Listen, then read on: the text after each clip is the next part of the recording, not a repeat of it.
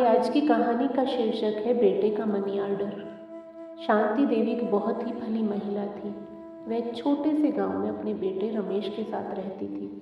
पति की मृत्यु के पश्चात शांति देवी ने बहुत मेहनत कर अपने बेटे को पढ़ाया लिखाया था। उसे 12वीं तक की पढ़ाई के बाद उच्च शिक्षा के लिए शहर भी भेज दिया। शांति देवी का बेटा शहर जाने को तैयार नहीं था। बेटे ने कहा, माँ क्यों अपने से दूर कर रही है मुझे, मैं यहाँ नहीं रहूँगा।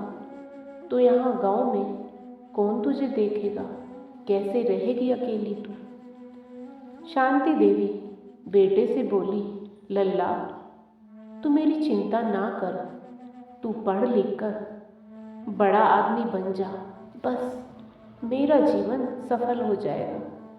पर माँ यहाँ तू अकेली कैसे रहेगी, क्या करेगी। मैं शहर से रोज रोज तो गांव नहीं आ पाऊंगा। बेटा तू मेरी चिंता मत कर, यहाँ तो सब गांव वाले हैं ना मेरे साथ। तू बस पढ़ लिख कर बड़ा अफसर बन जा, मेरा जीवन सफल हो जाएगा। ठीक है माँ, जैसे तेरी मर्जी। यह बोलकर बेटे रमेश ने अपनी माँ शांति देवी से विदा ली और चल पड़ा अपने और अपनी माँ के सपनों को पूरा करने के लिए शहर की ओर। बेटे ने शहर में जाकर अच्छे कॉलेज में एडमिशन ले लिया। अब बेटा शहर से हर माह माँ के लिए खत लिखता था। शांति देवी बहुत चाव से उसका खत पढ़ती थी। शांति देवी ज़्यादा पढ़ी लिखी नहीं थी, किंतु इतना पढ़ना लिखना आता था कि वह चिट्ठी पत्र पढ़ लिख सकती थी। कभी कभी वह अपनी गांव की सहेलियों को भी खत पढ़कर सुनाती थी। सब सहेलियां ऐसा होनहार बेटा होने पर मन ही मन शांति देवी से ईर्ष्या भी करती थी। हर माह की पहली तारीख को जब डाकिया आवाज़ लगाते हुए आता तो वह अपने घर के दरवाजे पर उसकी प्रतीक्षा करती रहती। डाकिया हंसते हुए बोलता, लो माई, तुम्हारे लल्ला का खत आ गया है, अब जी भरकर पढ़ लो अपने लल्ला का खत। जब शांति देवी के बेटे ने कॉलेज में प्रथम स्थान प्राप्त किया था तब वह बेटे के खत को पढ़कर बहुत रोई थी। फिर उन्होंने पूरे मोहल्ले को लड्डू बांटे थे। डाकिया भी उनकी इस खुशी में शामिल हुआ था। रोते हुए बोली, आज मेरी मेहनत सफल हो गई, मेरा लल्ला अब बड़ा अफसर बनेगा, खूब कमाएगा। डाकिया बोलता, फिर तो तेरी किस्मत खुल जाएगी शांति अम्मा, तू तो पैसों में खेलेगी। गांव की औरतें भी बोलती, भगवान ऐसी औलाद सबको दे। भले ही अंदर शांति देवी के प्रति ईर्ष्या रखती, मगर मुंह पर खूब तारीफ करती सभी औरतें। शांति देवी मुस्कुराते हुए कहती, अरे मुझे क्या जरूरत है पैसों की, लल्ला अपना कमाए और खाए, बस मैं तो उसे तरक्की करते देखना चाहती हूँ। शांति देवी के बेटे ने पढ़ लिख कर शहर में ही नौकरी करने की सोची।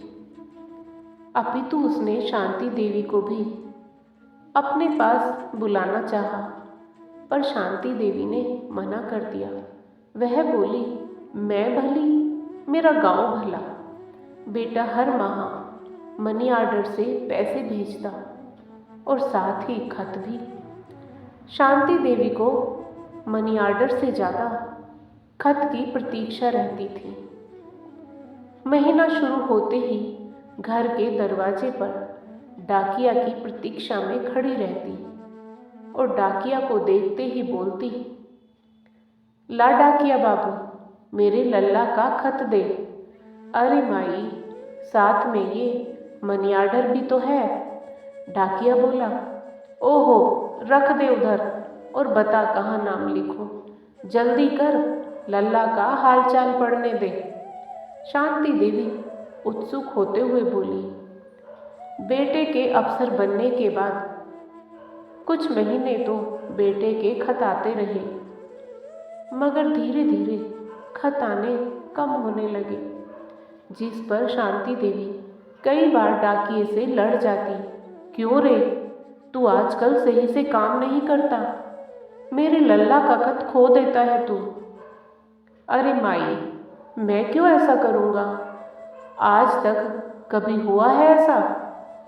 अब तुम्हारा बेटा केवल मनी आर्डर ही भेजता है, तो मैं वही दूंगा ना। डाकिया हर बार बोलता।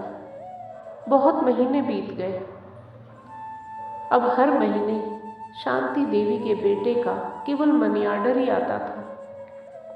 शांति देवी की आंखों में मनी आर्डर लेते समय आंसू निकल आते थे।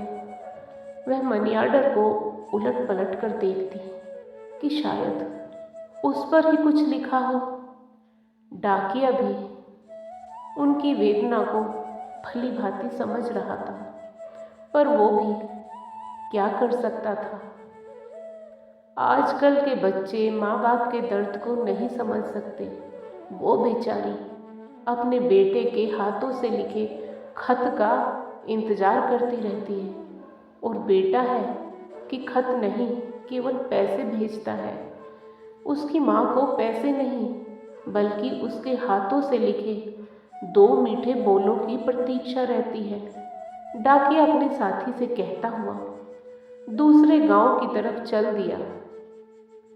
सब कुछ भूलकर शांति देवी हर माह उसी उत्साह से डाकिये के आने की प्रतीक्षा करती, पर खत न आने पर मायूस होकर रह जाती।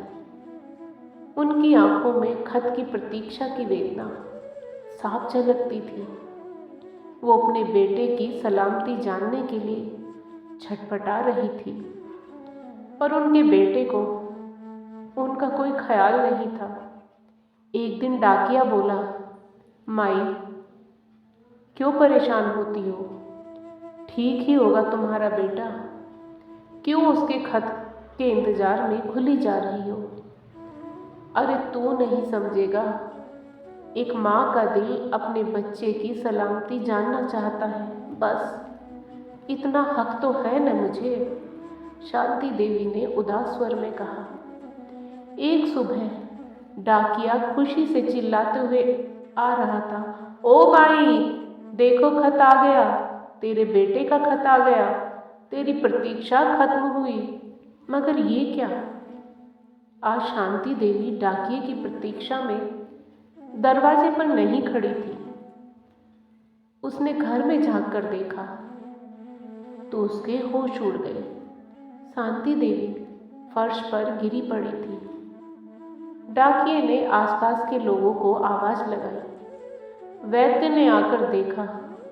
वैद्य ने नब्ज देखकर नम आंखों से बताया कि अब शांति देवी इस संसार में नहीं रही। सबकी आंखें नम हो गई। डाकिया उनके पास आकर रोते हुए बोला, माई, ये खत जिसका आप कब से इंतजार कर रही थी, वो तो पढ़ लेती। डाकिये ने खत खोला और पढ़ना शुरू किया। माँ, मैं सकुशल हूँ। आशा करता हूँ आपको समय से मनी आर्डर मिल जाता होगा। आपको बताना चाहता था कि मैंने शादी कर ली है और अब नई नौकरी के सिलसिले में मैं दूसरे शहर में बस गया हूँ। पता भेजकर क्या करूँ? आप तो आएंगी नहीं, और व्यस्तता के चलते मुझे भी आने का समय नहीं मिलता है। माँ, आपको हर माह मनी आर्डर मिलता रहेगा। प्रणाम। खत को सुनकर सब हैरान हो गए। तभी एक बुजुर्ग की निगाह मेज पर पड़े खत पर गई। उसने खत खोलकर डाकिये को पढ़ने को दिया। खत शांति देवी ने लिखा था। गांव के मेरे भाई बहनों, बच्चों, आप सभी का धन्यवाद जो मुझे इतना प्यार दिया। आप सबसे विनती है कि मेरी मृत्यु की खबर मेरे बेटे को ना दी जाए और हर माह जो मनी ऑर्डर मेरा बेटा भेजता है उसे गांव के सरपंच गांव की भलाई के लिए इस्तेमाल करें। आप सभी को मेरा आशीर्वाद। शांति देवी के इस खत ने सभी गांव वासियों को भाव विभोर कर दिया। शांति देवी मरने के बाद भी गांव के प्रति अपने कर्तव्य को नहीं भूली और उनका बेटा जीते जी अपनी बूढ़ी माँ के प्रति अपने कर्तव्य को भूल गया। दोस्तों, आपको आज की कहानी कैसी लगी कृपया कमेंट करके अवश्य बताएं। और यदि आपको यह कहानी पसंद आई हो तो कहानी को लाइक करें, शेयर करें और साथ ही एक और कहानी चैनल को सब्सक्राइब करें। फिर मिलेंगे दोस्तों एक और